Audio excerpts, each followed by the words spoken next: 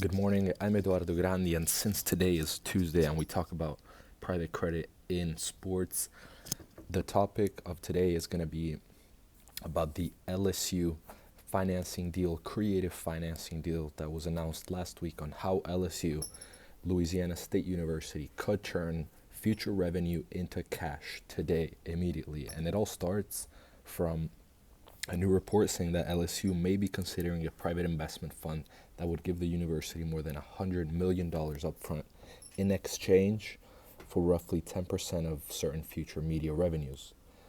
This is still unconfirmed today, but it's incredibly interesting, the creative structure of this deal, because there's going to be $100 million that are going to be given upfront as capital in exchange for 10% of future media revenue that's going to come from the future years.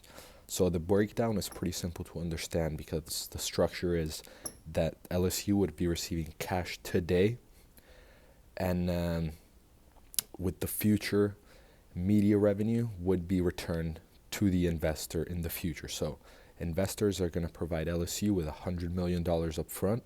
In exchange, they're going to receive 10% of defined media revenue in the future, and investors are going to earn a return as that revenue is going to be generated over time.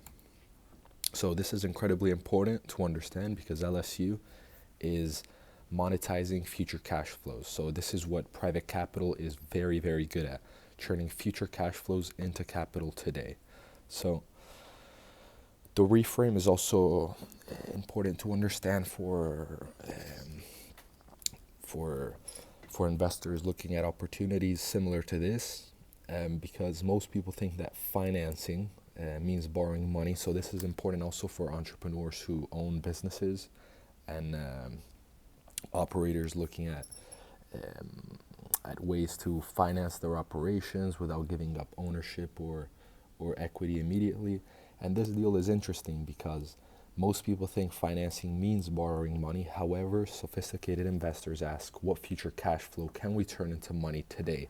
This is known as the receivables cloud, which I also talk about a lot, and I'm going to be explaining more in depth in future episodes. But the takeaway is that the future of sports finance may not just be about owning teams, but it may be about owning, financing, and monetizing the cash flows underneath them.